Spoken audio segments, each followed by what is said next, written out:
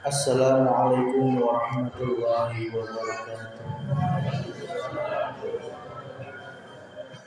Alhamdulillah, alhamdulillahirabbil alamin.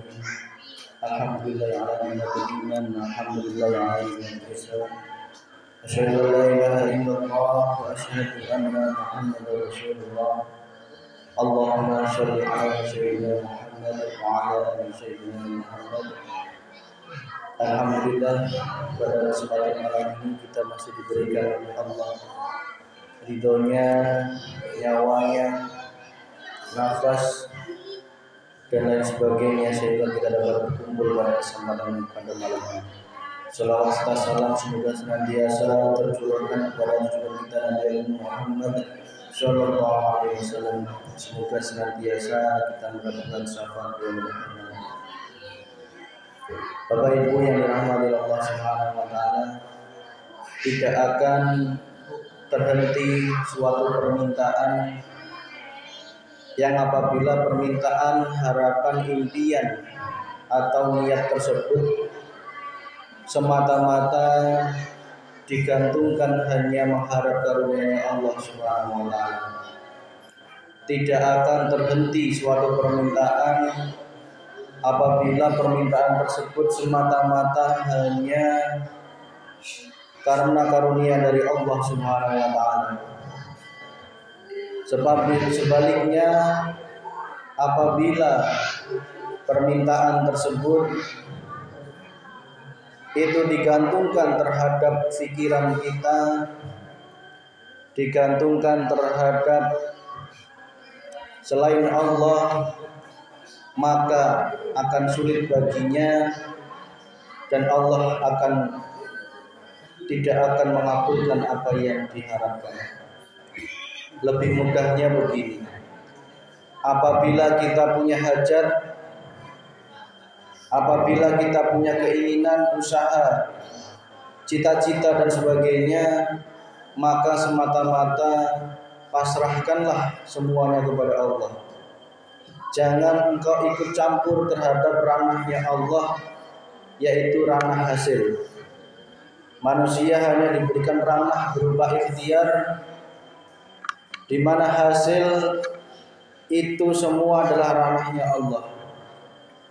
Jika kita ikut campur terhadap hasil, maka sudah barang tentu Allah akan menyerahkan kepada apa yang kita usahakan tersebut.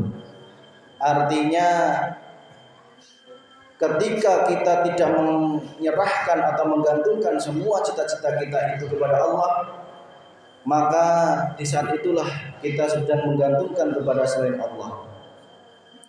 Semisal seperti ini, apabila kita seperti kemarin kita punya hajat pengajian mumpuni katakanlah, ketika kita menganggap itu hajatnya kita, maka Allah akan memasrahkan kepada kita sehingga kesulitan biasanya akan datang.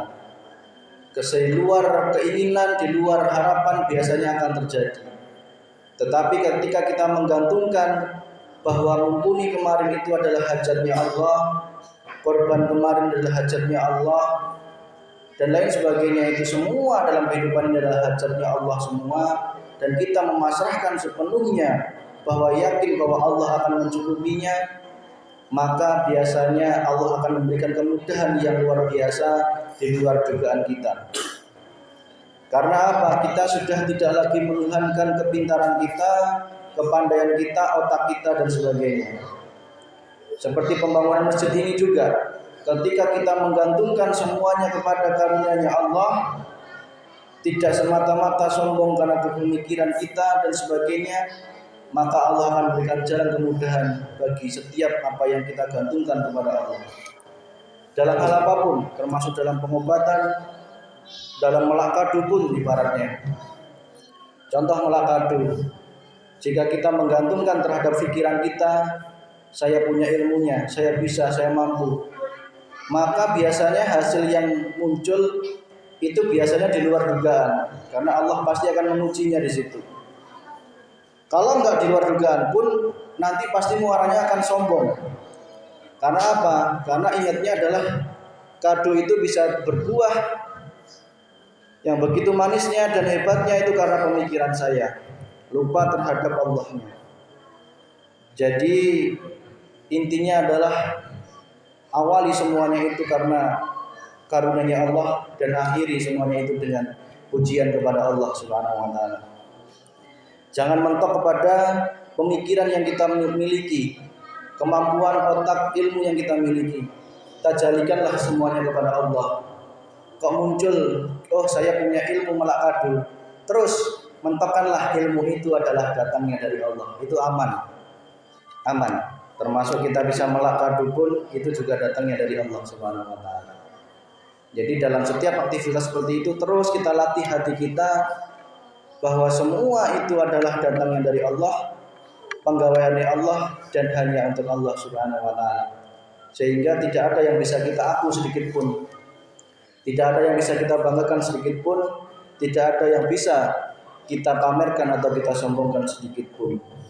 Termasuk dalam balai kampung tersebut, jika kita semuanya meyakinkan dan mentajalikan bahwa semua itu adalah karunia Allah, kita gantungkan semuanya itu semata-mata karena karunia Allah, maka insya Allah semua hasilnya di luar dugaan perhitungan manusia itu sendiri, insya Allah akan berjalan dengan baik dan tidak ada sesuatu hal yang bermasalah di dalamnya.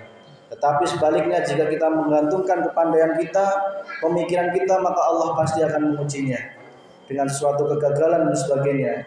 Untuk apa? Mengingatkan bahwa manusia tidak bisa apa-apa yang seperti diharapkan oleh Allah Subhanahu wa taala. Itu intinya adalah kita tidak boleh menuhankan otak kita. Kita tidak boleh menuhankan diri kita. Semua kita kembalikan kepada Allah Subhanahu wa taala. Pada kesempatan ini mari senantiasa kita semakin bertawadhu, merendahkan hati. Terimalah setiap ilmu apa yang disampaikan, karena ilmu itu begitu mahal. Ilmu begitu langka, karena ilmu begitu penting, maka terimalah dengan hati yang lapang. Jika engkau tidak setuju dengan ilmu yang disampaikan, maka berdiskusilah dengan kami. Berdiskusilah dengan kami. Berdiskusi langsung, tanyakan apa yang maksudnya yang disampaikan tadi. Jangan sampai kita tidak setuju, terus kita mengeluarkan di luar sana, yang itu masih orang umum katakanlah, belum tentu orang lain itu bisa menerima apa yang kita sampaikan. Maka kami berpesan kepada jamaah yang khusus di sini, karena panjenengan hitungannya sudah khusus. Kenapa khusus? Ya karena panjenengan sudah istiqomah terus mengikuti apa yang kita sampaikan dari dulu. Sehingga tolong jika ada ilmu yang kurang setuju, maka sampaikan langsung kepada kami. Jangan disampaikan kepada umum yang mungkin kita malah salah menyampaikan, atau bisa jadi itu menjadi masalah di luar sana. Itu sedikit tabayun, sedikit masukan, semoga dapat berkenan di hati panjenengan. Yang intinya adalah sama-sama kita belajar, sama-sama kita ke arah yang lebih baik. Saya belum tentu baik, saya bisa bicara gini, belum tentu saya menjadi orang yang baik, belum. Jadi semua dari awal saya katakan kita sama. Tidak ada yang tinggi di antara kita, tidak ada yang menggurui dan digurui, yang adalah kita sama-sama belajar. Saya pun juga masih dalam tahap belajar, hanya saja Allah menghendaki ilmu itu keluar dari mulut kami. Itu yang harus kita terima. Sehingga apa? Mari sama-sama kita koreksi diri kita saja masing-masing, daripada kita sibuk mengoreksi diri orang lain. Yang dosa orang lain sebesar semut kita cari-cari, tetapi dosa kita sebesar gajah justru kita lupa, kita istighfari. Sungguh itu suatu kerugian. Mari sama-sama kita hati yang adem, semakin kita tempah hati kita, agar kita semakin hati yang luas, hati yang menerima apa yang menjadi masukan, apa yang menjadi usulan, kritik dan saran. Kita sudah tidak lagi marah, tidak lagi emosi, tidak lagi mutungan dan sebagainya. Itu satu tanda bahwa kita mendapat hidayah dari Allah Subhanahu wa taala. Mari kita buka amalan sangat mulia ini, karena insya Allah nanti malam kita di rumah Mang Edi. Insya Allah kita akan mengagungkan malam Jumat di sana. Semoga senantiasa kita diberikan kekuatan oleh Allah Subhanahu wa taala. Al-Fatihah. A'udzu billahi minasy syaithanir rajim. Bismillahirrahmanirrahim.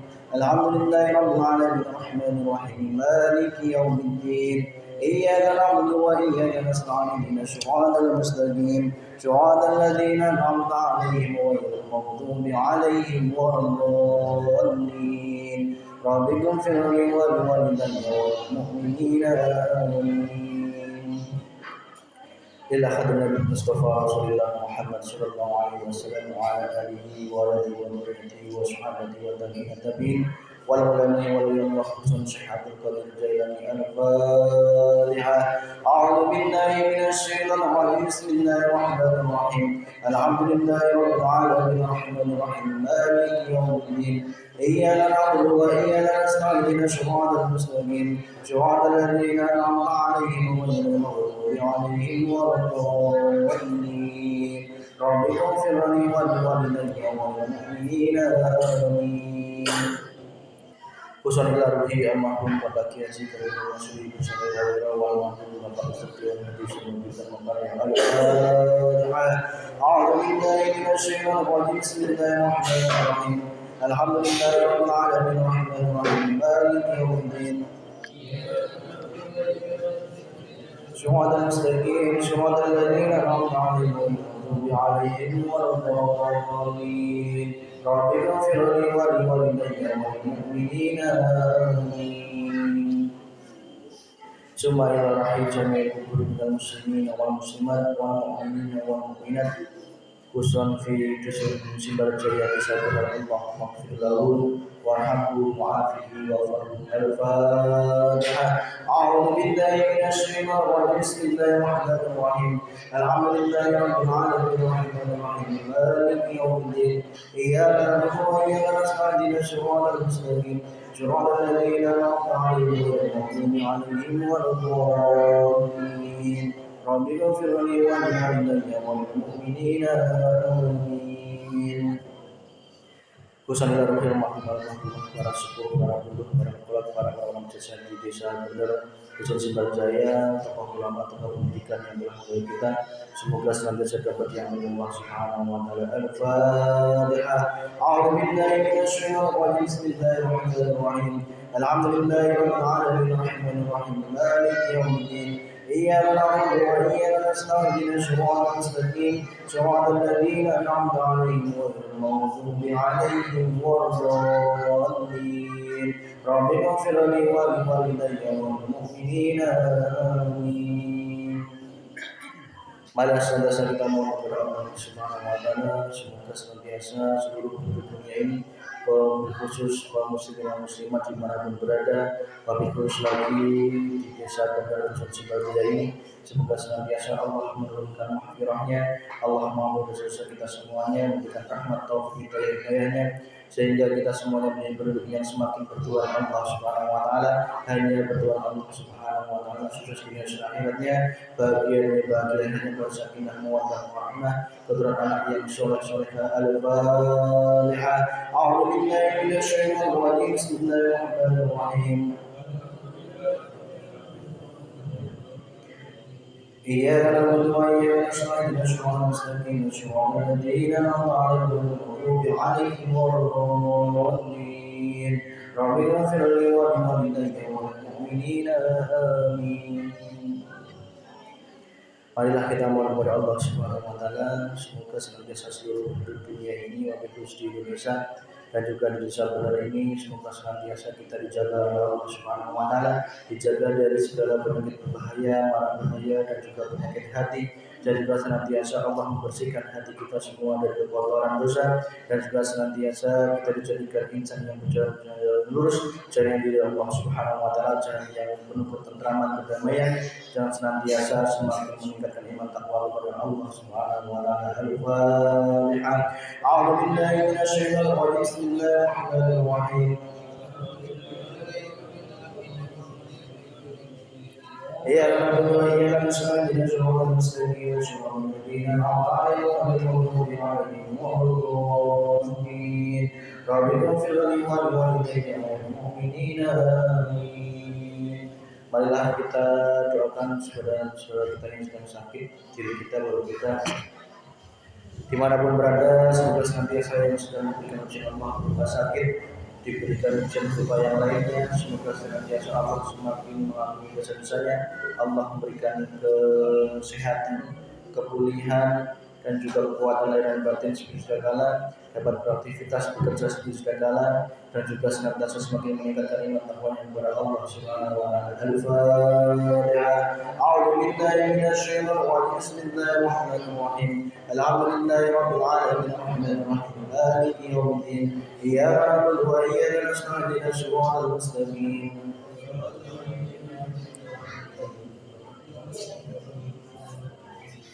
رب اغفر لي ولوالدي وللمؤمنين آمين. Marilah kita mohon kepada Allah Subhanahu wa taala, kita adakan doa semoga pahala Yasin dan juga Tahil dapat juga mengalir kepada Muhammad di alam kubur sana, dari keluarga kita, leluhur kita, orang tua kita, semoga senantiasa almarhum dapat diampuni Allah Subhanahu wa taala, diberikan kedamaian, ketentraman di alam kuburnya, dan juga diampuni Allah Subhanahu wa taala, dapat sampai dari akhir nanti, dan juga ditempatkan surga Allah Subhanahu wa taala. Khususnya kita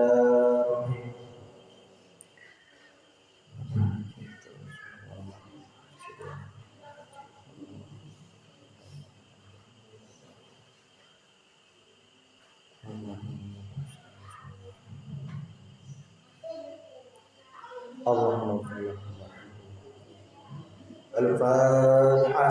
A'udzu billahi minasy syaithanir rajim. Bismillahirrahmanirrahim. Alhamdulillahi rabbil alamin arrahmanir rahim maliki yaumiddin. Iyyaka na'budu wa iyyaka nasta'in ihdinas siratal mustaqim siratal ladzina an'amta 'alaihim ghairil maghdubi 'alaihim waladdallin. Rabbi ighfir li wa liwalidayya wa lil mu'minina amin.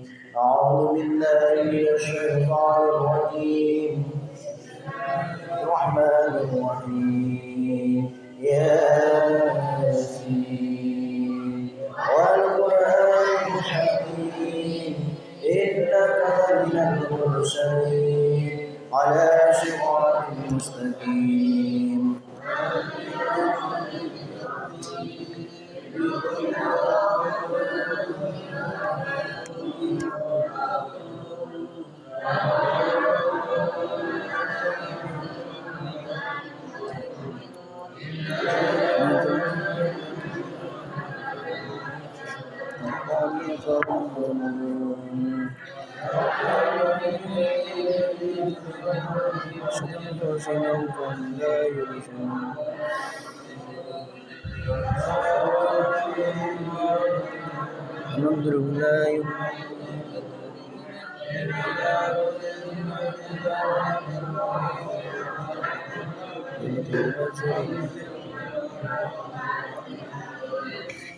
إنا نحن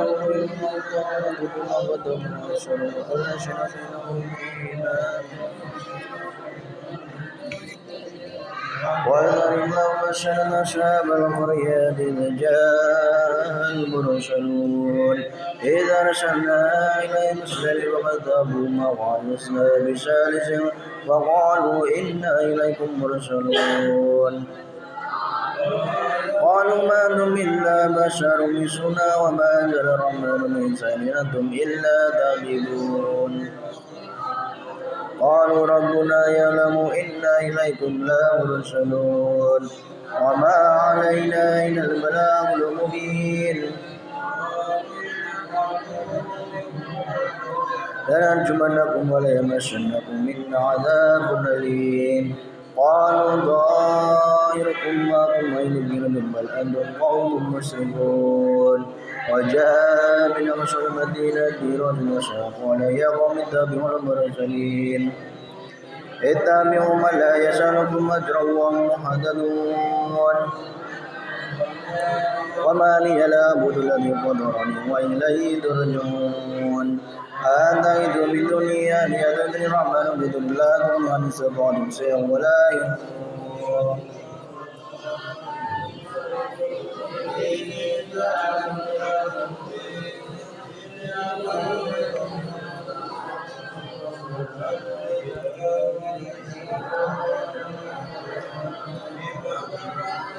بما غفر ربي وجعلني من المؤمنين وما أنزلنا عليكم من بدء بجد السماء وما كنا مرسلين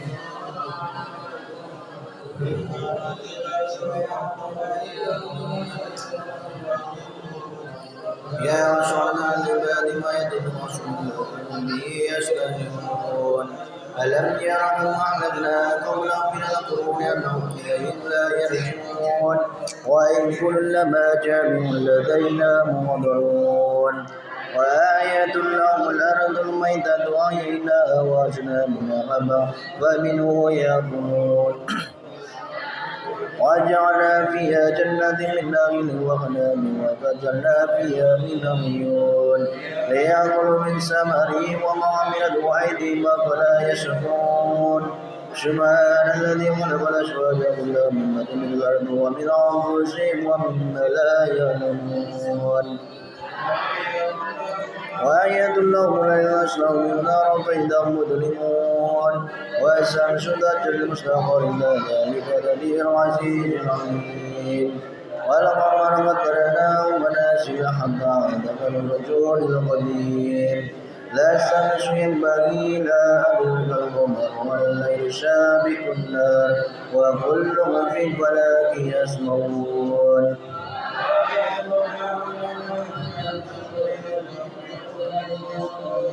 وخلقنا لهم من مثله ما يعملون وإن سنريهم فلا صريخ لهم ولا هم يقبلون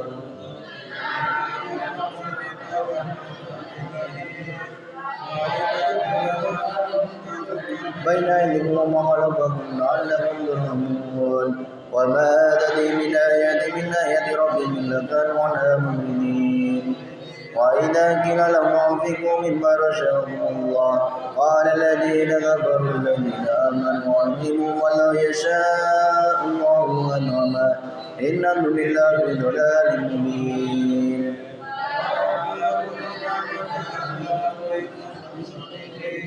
ما ينظرون إلا شيئا واحدا نعبدهم وهم يمشون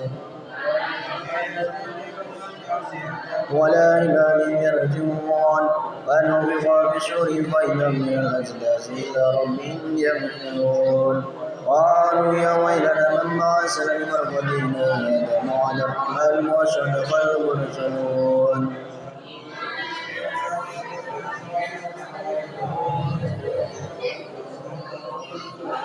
واليوم الذي كنا نفسه ولا نسأل إلا كنتم تعملون إنا شر الجنة اليوم في سرور فاكهون وأزواج بذلك متكئون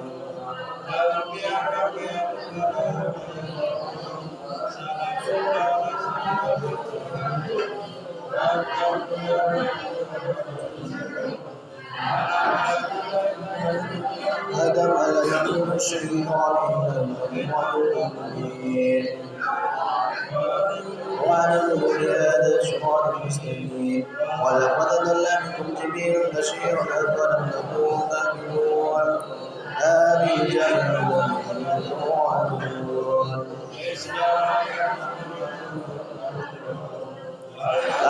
نقدم على أفواههم والمهاد فأشهد أرجلهم بما كانوا يكسبون ولو نشاء وطمسنا عليهم فازدادوا شرا فأنى يبصرون لمسهم على مكانته وما استطاعوا مضيا ولا يرجعون ومن نعمره ننكسه في الخلق فلا يعقلون وما علمناه سرا وما ينبغي له إن هو إلا ذكر وقرآن مبين لينذر من كان حيا ويحذر الله الكافرين أولم يروا أنا خلقنا لهم مما عملت أيدينا أنعاما وهم لا مالكون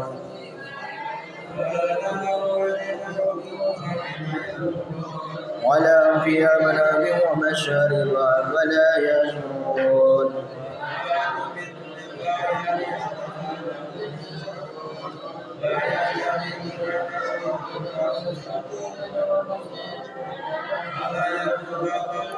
إنا نعلم ما ينشرون وما يعلنون.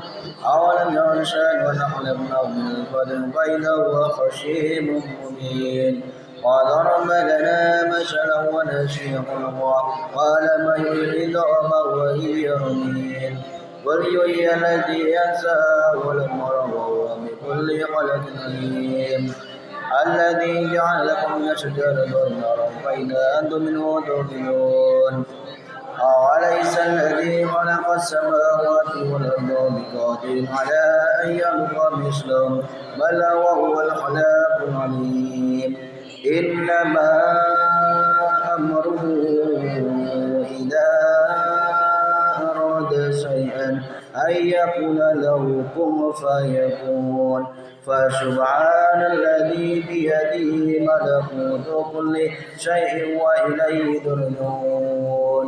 صدق الله العظيم. الفاتحة.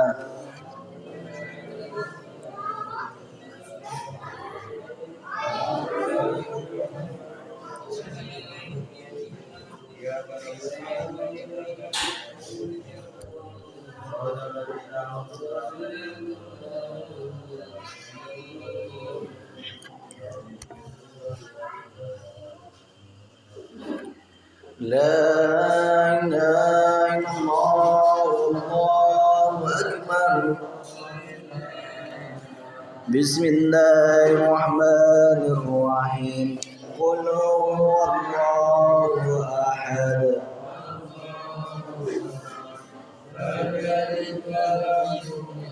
ولم يكن له كفوا أحد. بسم الله الرحمن الرحيم.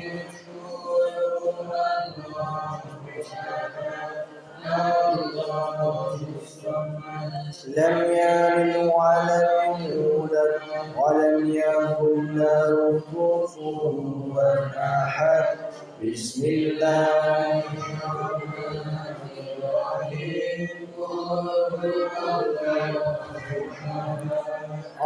الله الصمد لم يلد ولم يولد يكن له كفوا أحد. لا إله إلا الله والله أكبر ولله الحمد. بسم الله الرحمن الرحيم. قل أعوذ برب الفلق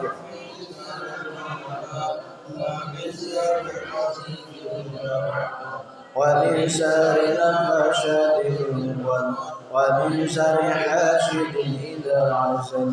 لا إله إلا الله والله أكبر ولله الحمد. بسم الله الرحمن الرحيم. قل أعوذ برب الناس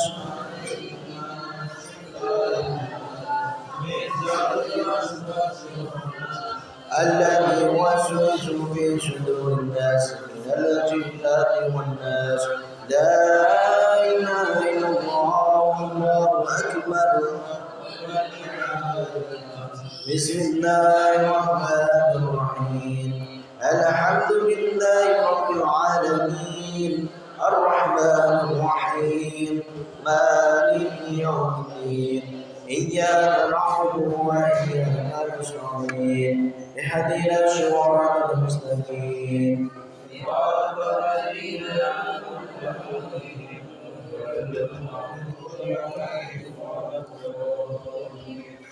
ربنا اغفر لي ولوالدي والمؤمنين آمين. بسم الله الرحمن الرحيم. ألف لام ميم. ذلك الكتاب لا ريب فيه هدى للمتقين.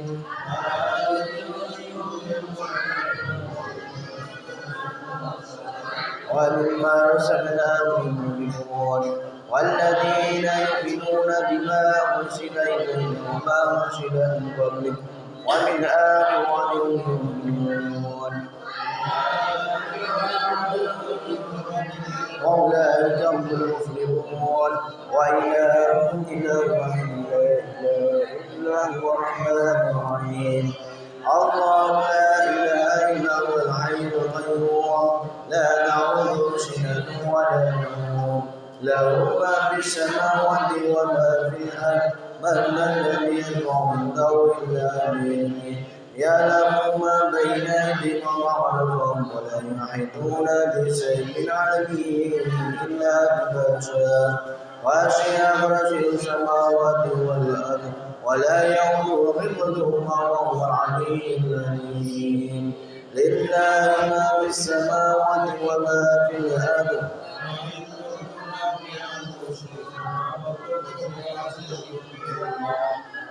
ويغفر من يشاء ويضل من يشاء والله على كل شيء قدير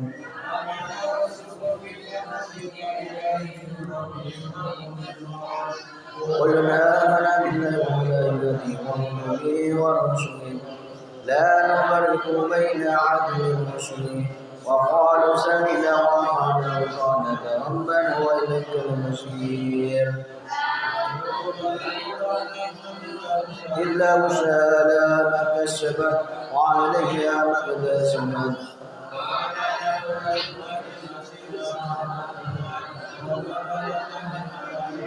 اشرع ما عملنا والذين من قبلنا ربنا ولا تعاملنا ما لا طاقة لنا به واعف عنا واغفر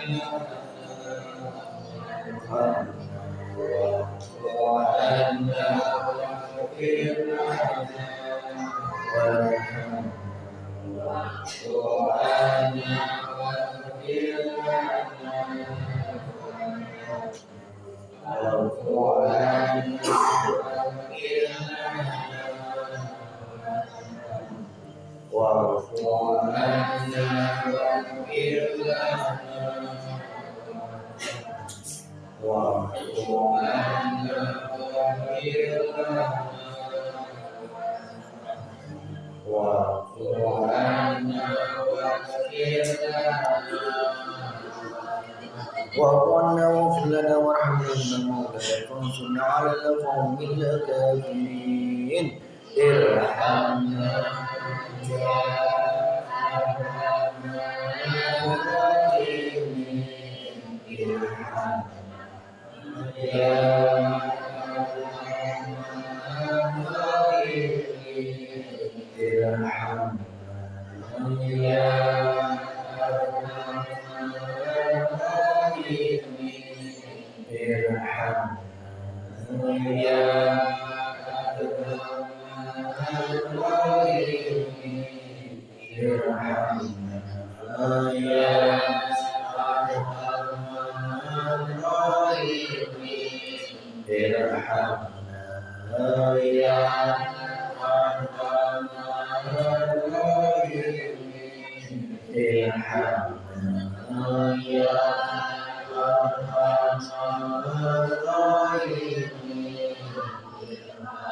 ارحمنا يا ارحم الراحمين ورحمة الله وبركاته عليكم وعلى البيت إنه حميد مجيد إنما يريد الله الربا ومشى البيت والله كثيرا إن الله وملائكته يصلون على النبي يا أيها الذين آمنوا صلوا عليه وسلموا تسليما اللهم صل على سيدنا وسلم على سيدنا ومولانا محمد وعلى آل سيدنا محمد عدد معلوماتك وعدد كلماتك قد ذكره وقرآنك الغافلون اللهم صل على سيدنا وسلم على سيدنا